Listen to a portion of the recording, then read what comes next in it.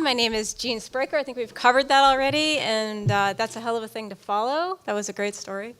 So a little bit about me. I'm a writer, an editor, a marketer, and for the last 5 years, I've lived overseas, mostly in Asia.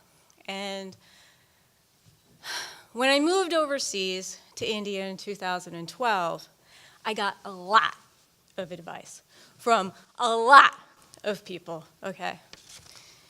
And there was one piece of advice that kind of rose above all the other advice, and that was, don't drink the water. And I was like, man, you know, I was like, I'll just drink bottled water. And they're like, no. The Indians actually told me, they said, no, you don't understand. If you drink the bottled water, you have to make sure that the little cap is still sealed and they haven't actually refilled it with dirty water. And I'm like, oh my God, what have I done? Where have I moved to? And, you know, I'm an editor, so I love rules, okay? So I'm like, this is great. I have a rule. It's a solid rule, right? But one day, I decided to break that rule. And I was in Chandigarh. I don't know if any of you know Chandigarh. It's a city in northern India, really great city, beautiful, has a wonderful rock garden made of recycled materials. It's fantastic. I highly recommend it. It's actually the only city in India where I could say, you know what? I could drive here. So I was there with a bunch of my friends. We'd gone to this fabulous lunch, a couple hours. We were still tooling around. And one of my friends said, hey, you know, let's stop and get some chai.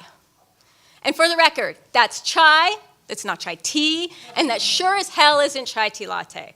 Starbucks, I'm looking at you, okay?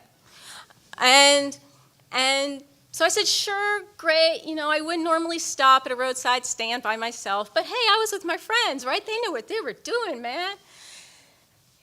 Yeah, we pull up, and there was this big table, metal. Actually, table is a really generous word for what it actually was. It was more like a bunch of like boxes and stuff kind of on top of each other.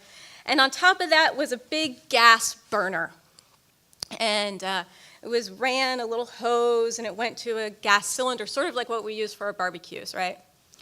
And on top of that burner was this big, heavy pot that I think it was stainless steel, but it was really hard to tell because, you know, it obviously seen more than a few years outside.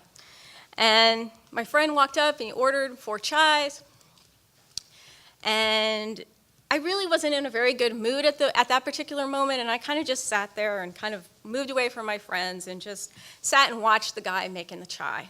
He put the water in the pot, he put the tea, a powder in the pot, sugar, lots and lots of sugar. Like so much sugar that like my teeth ache just even thinking about it. And cinnamon and cardamom and black pepper, and it started to boil, and of course that's, you know, one of the advantages of chai actually is that it's hot and it boils and all the germs are gone, and isn't that great? And then I looked at the glasses and I thought, man, I don't know about those glasses. And I turned to my friend whose idea it was to stop at this chai stand, and I said, hey, how'd you decide to pick this spot? And he looked at me and he said, I don't know, it was open. Oh my God, we're gonna get dysentery, we're all gonna die, he has killed us all. But obviously, you know, I'm still here, right? I didn't die.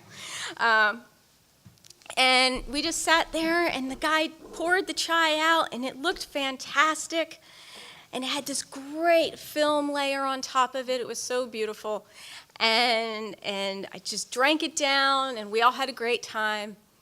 And that chai stall taught me that the value of letting go of those rules sometimes and just kind of relaxing and enjoying the moment, enjoying your friends, and having faith in your friends, even if we think one of them is trying to kill you.